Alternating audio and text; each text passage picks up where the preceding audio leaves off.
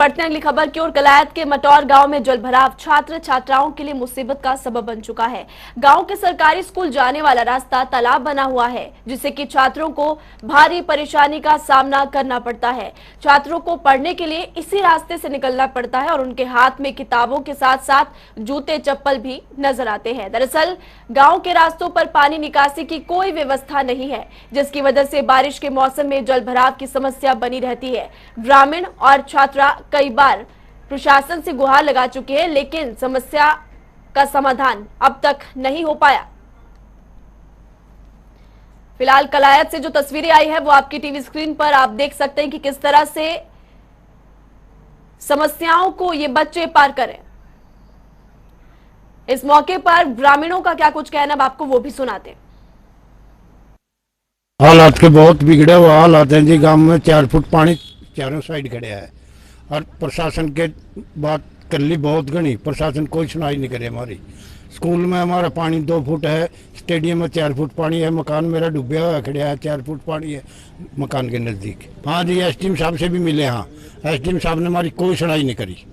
बस जी ऐसे जैसे मोटरसाइकिल पर छोड़ के जावन जी हम तो यहाँ तो जमा दरिया पार करना है। कुछ नहीं जी, सरकार कुछ नहीं सुनाई कर रही थी। हमारा तो वो बुरा हाल जी काम का, देख ले आप, देख ले। तो रणवीर धानी इसी खबर पर हमारे साथ ज्यादा जानकारी के लिए जुड़े हुए हैं। रणवीर, ये जो पूरा मामला सामने है, तमाम बाइट्स भी हमने अपने तमाम दर्शकों को सुनाई, जिसमें कि लोगों का ये कहना है कि शिकायत के बावजूद भी समस्या का हल नहीं हो पा रहा। हाँ बिल्कुल, देखिए जो पानी की जो निकासी की समस्या है वो कलायत विधानसभा क्षेत्र के शहरी और ग्रामीण अंचल में बुरी तरह से जो बिगड़ी है, बुरी तरह से वो चरमराई हुई है। और मटौर गांव की अगर हम बात करें, मटौर गांव का जो सरकारी स्कूल है वहाँ भारी मात्रा में जल भराव है और जो छात्राएं हैं वो हाथों में चप्पल उठाकर और कंधे पर स्कूल बैग उठाकर जद्दोजहद करते हुए स्कूल पहुंचती है और स्कूल के बाद घर जाना पड़ता है जी। इस गली की तस्वीरों की हम बात करें, ये गांव की मुख्य गली है। इस प्रकार के हाथ जिस प्रकार जल भराव हुआ है और जो स्थानीय अधिकारी हैं या नेता हैं वो निकासी की व्यवस्था के ऊपर न तो लोगों को कोई अपना रोड मैप बता रहे और न ही इस प्रकार का कोई समाधान किया जा रहा जिससे लोगों को राहत मिले। बरसात थमने के बाद भी, चाहे वो मटौर गांव है, चाहे वो रोहिड़ा है, चाहे वो कलायत शहर है, चाहे वो खेड़ी शेरखा है, चाहे वो खेड़ी लंबा गांव है, चाहे वो कुरार है और अनगिनत ऐसे गांव, चाहे वो मॉडल गांव बाड़ू है, चाहे मॉडल गांव रुंडवा है, कलायत विधानसभा क्षेत्र का हर गांव और जो शहरी इलाका है वो जल भराव के संकट से जूझ रहा है। और ये जो मटौर गांव की समस्या है, जिस प्रकार छात्राएं स्कूल पहुंचने के लिए इस प्रकार के दरिया को पार कर रही हैं, वो बेहद मालूम गंभीर और बेहद चिंतित और व्यथित करने वाली तस्वीरें हैं जी। तस्वीरें तो है ही परेशान कर देने वाली, क्योंकि रणवीर ये जो तस्वीरें सामने आई है, तमाम बड़े सवाल इससे खड़े होते हैं कि शिक्षा के मंदिर में इस तरह से अगर आलम ये है तो बच्चों की पढ़ाई कैसे होगी। रणवीर, हाँ बिल्कुल, देखिए अगर कलायत के राजकीय महिला कॉलेज की बात करें जी, वहाँ भारी मात्रा में जल भराव है। चाहे वो गांव मटौर के सरकारी स्कूल की बात करें, वहाँ भारी जल भराव है। तो इस प्रकार की परिस्थितियां ये दर्शा रही हैं कि सरकार का जो बेटी बचाओ बेटी पढ़ाओ अभियान है उसको लेकर स्थानीय नेता और जो स्थानीय अधिकारी हैं वो गंभीर नहीं है। जब छात्राओं के सामने स्कूल पहुंचने में इस प्रकार की समस्याएं आएंगी तो बेटियां कैसे पढ़ेंगी। रणवीर, आपको यहीं पर रोकना चाहूंगी, आपको फिलहाल रोकना चाहूंगी। हमारे साथ सरपंच इस वक्त जुड़े हुए हैं। पृथ्वी सिंह जी, आपका स्वागत है जनता टीवी पर। सबसे पहले तो आप ये बताइए, जो तस्वीरें सामने आ रही है, तमाम बड़े सवाल यहाँ पर खड़े होते हैं। क्या शिकायत यहाँ पर जब लोगों की तरफ से की गई, क्यों समस्या का समाधान नहीं हुआ? जो ऊपर जो जहाँ सिद्धकणाला रोड पर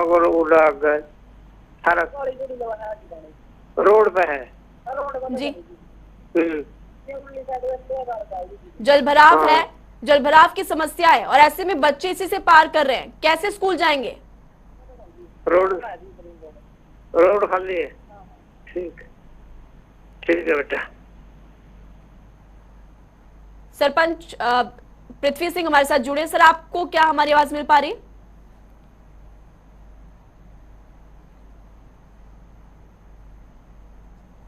चलिए दोबारा संपर्क करने की कोशिश करेंगे। फिलहाल हमारे साथ पृथ्वी सिंह जुड़े हुए थे, तकनीकी खामियों की वजह से फिलहाल आवाज नहीं आ पाई। दोबारा उनसे संपर्क करने की कोशिश करेंगे। तस्वीरें आपके टीवी स्क्रीन पर है। कलायत से जो सामने आई है, बच्चे जलभराव की समस्या से परेशान है, बच्चों के साथ साथ ग्रामीण भी परेशान है। तमाम शिकायतें यहां पर की गई, लेकिन शिकायतों के बाद भी समाधान नहीं हुआ। सबसे बड़ा सवाल कि शिक्षा के मंदिरों का ही जब यह आलम है तो बाकी जगहों का क्या होगा। पृथ्वी सिंह सरपंच हमारे साथ फिलहाल जुड़े हुए हैं, उनसे जान लेते हैं। सर, तमाम शिकायतें यहां पर ग्रामीणों की तरफ से की गई। ग्रामीणों का आरोप है कि शिकायतों के बाद भी उनकी समस्या का समाधान नहीं हो पा रहा। आखिर ऐसे क्यों हो रहा है? ये तो मुद्दा है, एडमिनिस्ट्रेटर वो जवाब देगा जी, इसका जवाब मैं कैसे दूंगा। लेकिन आप तो सरपंच है ना, आपका भी तो कुछ दायित्व बनता है। दायित्व बनता है, मेरे लिखित रूप में ऑर्डर करो, आई विल बी रिस्पॉन्सिबल। मैं अपना आप देखूंगा। मैं पानी में मेरी 5 साल 6 साल चल रहे, मेरे टाइम में तो आज तक ऐसा हुआ नहीं। अपने आप अगर देख रहे तो अब तक आपने क्या देखा? क्या आपको लोगों की परेशानी नहीं दिखाई दे रही? देखती है, दिखती क्यों नहीं। मैं खुद, मेरा घर का दरवाजा का पानी खड़िया, मैं क्या करूं। तो आपको जब जिम्मेदारी दी गई, आपको सरपंच बनाया गया, तो क्या आपके पास कोई तो पावर होगी ही ना? मेरे पास पावर कुछ नहीं। मैंने तो 4 दिसंबर को 20 को इस्तीफा दे दिया था अपने पद से। चलिए, शुक्रिया आपका चर्चा के लिए। फिलहाल सरपंच का ये कहना है कि मेरे पास कोई पावर नहीं है और मैं इस समस्या का समाधान नहीं कर सकता। अब बड़े सवाल यहाँ पर यह है कि जब सरपंच ने ये कह दिया है कि मैं इस पूरे मामले में कुछ नहीं कर सकता, तो आखिर लोग अपनी समस्याओं को लेकर कहाँ जाएंगे?